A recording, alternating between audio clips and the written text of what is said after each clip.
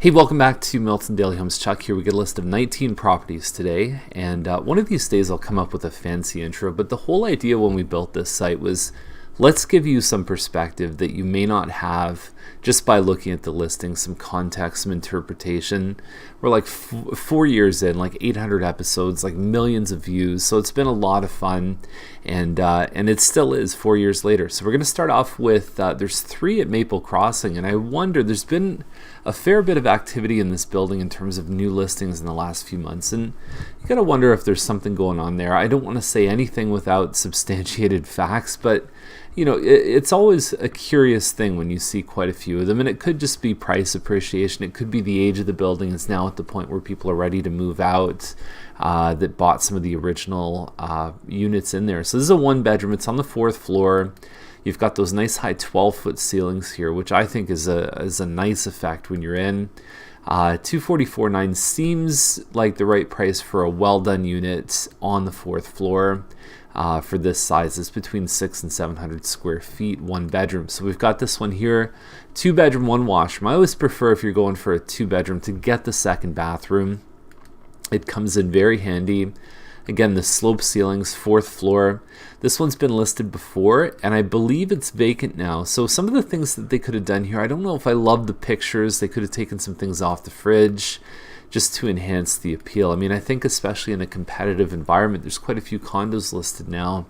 You want to make sure that you're doing everything possible to stand out. So next one here is Maple. It's on the 1st floor, which can be a pro or a con depending on the buyer.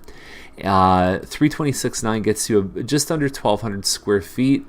It would have been a good thing to change the white hood fan to a black or stainless steel. It's not a very expensive thing to do, and it can change the perception of that whole environment in the kitchen. Obviously, the kitchen is one of the most important rooms in a house, if not the most important. You get a fireplace here, and it's a pretty nice layout. You actually see there's a copy of the floor plans right there. And I would say per square foot, it seems like it's in line. Usually this building hovers plus or minus at about $300 a square foot. Chuch match is $385. It's a relist. It's 1,130 square feet. In the previous listing, they said, well, it backs onto open field. The problem with that is it's going to be a shopping mall. It's going to have Sobeys. So yes, Milton is getting a Sobeys. Hardwood floors. There's nice finishes inside, but I would be very, very cautious about going into this one knowing what's going to happen behind. And at $385, you're in the point where larger models list for this too, so you're really banking on getting the money for the finishes here, not necessarily the size. Laurier is at $396,500, and it's a semi-detached 45 by 120 foot lot. It's a nice size. Laurier can be a busier street.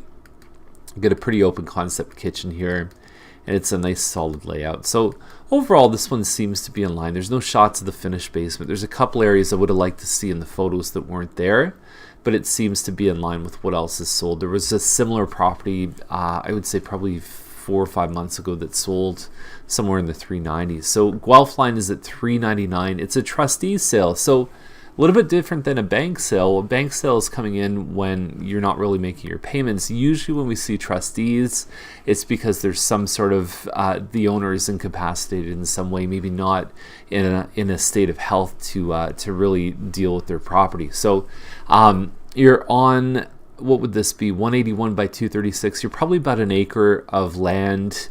You're looking at siding. The garage looks a little bit run down. There's no inside shots. Kind of the same as bank sales. They sell it as is. It's a little different that the owner can't come back and sort of repurchase it, but it's it looks good. I think for what you're getting, it seems like it's a fair deal. It's probably around 20th side road on Guelph line. So Newell Street is $428,900. The model is about 1,1600 square feet. It's not as open concept because the kitchen has a wall here, and then you've got your family room towards the back with the walkout, and then you have your little eating area. There's a little window seat here where you can kind of put on and take off your shoes. Nice sized bedrooms upstairs, and then they have a finished basement. Nice location close to the highway. It looks like there may be no neighbors. That could actually be one of the roads behind here. Usually they're back to back, but there's some parts of Newell that don't have that. Nice looking backyard. $428 is probably not a bad price for this one here. Easy access to get onto the highway. This one on Timmer is 1681 square feet.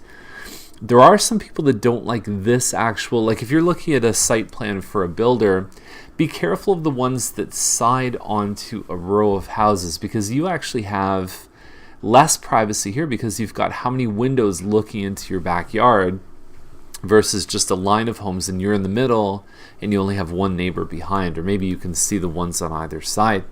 Yeah, so anyway, the home itself has some nice finishes. It looks clean and tidy, and at just under 1,700 square feet, we do see townhouses sell for this, especially with a nice kitchen.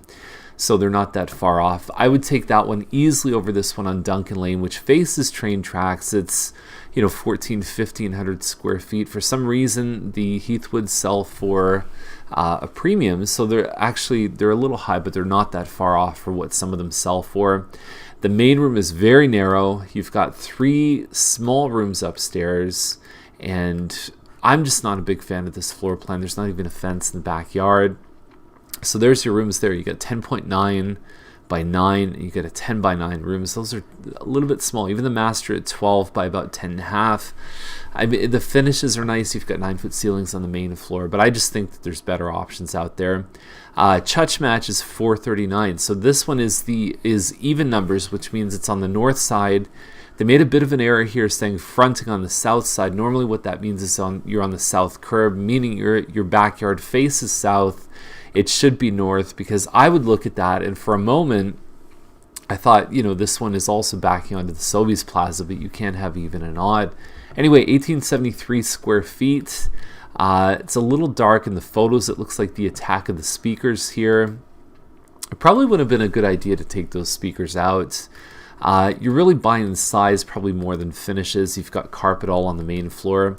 And this model has this little room in the front, and it's hard to do anything with it. Like, I know some people just put a Christmas tree there and they don't know what else, or maybe a little office, but it's sort of separate from the rest of the house, so that could be a good or a bad thing, depending on how you want to use that space in the front room there. Holland Heights is $465. You've got a townhouse here with a finished basement, and these are nice because they've got high 9-foot ceilings. I don't know if that's your real power shot, as shots 2 and 3 don't really give you a sense of the room. These lights here are cheap builder lights, especially in a kitchen. You can really transform it by spending $50 on a light at Rona. It's the layout on this one, I think, is about 2,000 square feet plus a finished basement. It's not a bad deal, but I don't think they present it very well at all in the pictures. This one on Thompson, you take a hit for being on Thompson. It's a semi. It's about 1,765 square feet. No hardwood floors. A little bit more of a basic kitchen. I think there's better deals out there for the same price. The one on Giddings that we showed yesterday at $450. I'd take that one over this one any day. Ruddy's $515, which is getting on the high side of semis. We're more than 2,000 square feet, plus we also have a finished basement here too. Same advice about the white hood fan, and yeah, it's got a lot of finished space. It backs onto what looks like a park or a field. Let's see what happens. I mean, there's only a handful of semis that have ever hit over 515, so you usually expect a little bit more dressing up on the property than what you're seeing there. Morelands is 432. It's possible that this may have been a double garage at some point that they've converted to a single. It's hard to tell because they've done so much work in the home. This could be a nice layout if you've got older relatives, because there's no stairs really. They can come right in through the garage. They can access the basement, and if you have a good living space down there with a kitchen and so on, it can really work out well. But it looks like they've handled all the details on this one. That's a nice floor color because it's classic, because it doesn't really go out of style. That color is not too dark or too light. It's a beautiful open concept design. Obviously, seeing the work in person gives you a better perspective. I think the photos look really good. It's called HDR photography, where you have almost like a high contrast, like they take the lightest lights and the darkest darks, combine the images together, and come up with a nice image that looks a little bit more like what your eye would see. And you've got a nice size property there too. So Quiet street, I think this one has a lot going for it, and it certainly beats a lot in Old Milton at that range. So McDougall is 544.9, about 1,900 square feet plus a finished basement. I think the photos are really holding this one back. I think on paper this one has a lot to offer. Usually, I would say 80% of these models have the 4-bedroom. This one has the 3-bedroom, and they're just larger rooms. The ensuite's a little bit bigger. The family room has tile, which I think may again be something that not every buyer is looking for. There's another one on Homes that has the same thing. That's a beautiful basement though, and it's not that hard to rip tiles out of your main floor. It's messy, but it's not that expensive, and it's you put some hardwood in. Not that hard to fix. I ripped out some tiles in my house when I moved in. We've got two of the exact same models called the Southwind. It's about 2,300 square feet. First one's on Scott. You're getting $639 on this one here. Nice open concept design. I think they may have a bit of a tough time based on what else is sold. Heathwood Home, again, you're going to find the premiums compared to most say for example, the Mattamy 2,300 square feet. This one on Holloway, you raise the price by $40,000. You get better finishes plus a finished basement, and I would say a quieter street would be the third thing that would be that a buyer would get for their $40,000 more. Hardwood floors, and you can just see a little bit more updating in the kitchen. Heathwood's got this nice little tray ceiling here. Glass shower, and then there's your basement there too. So you probably have an extra, I would say, 600 square feet of finished space if I had to guess off the top of my head. What's this one here? The second last one is Wettlaufer. We're looking at about 3,000 square feet, and we'll just hop in the photos here. Hardwood floors. There's laminate up on the second floor. It backs onto green space. So 3,000 square feet.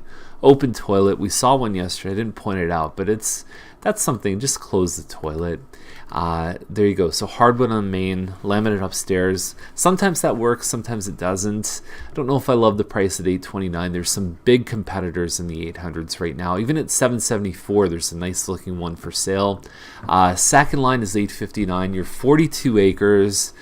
You got like 3 outbuildings here, heated workshops, all kinds of stuff. So there's a lot of opportunity with this one because these guys have probably put $800,000 in like extra buildings, and you kind of get that stuff for free. Appraised value isn't the same as when you actually build this kind of stuff. That being said, it could be a very specific use. So somebody who needs all of this stuff might be few and far between. So properties like this sometimes can sit on the market even though they're priced very well for what you get, just because it's such a specific end user. I don't know if that's a real power shot. They could have cleaned that up a bit better if they were going to take a shot of it. But somebody who's a hobbyist, maybe even somebody who likes to work on cars, I could see a lot of value in something like this. Didn't really give us a lot of detail about the house itself. It was more about their promoting the extra buildings outside. So that's the list for today. If you have any questions, give us a call, and we'd be glad to help you if you're looking to buy or sell in Milton or outside of Milton. I think a lot of people know us for being specialists in Milton, but we have a great understanding of Oakville, Mississauga, Georgetown, all those different areas around Milton. I grew up in Etobicoke, so I know that area pretty well too. So anyhow, I hope you give us a call and have a super day.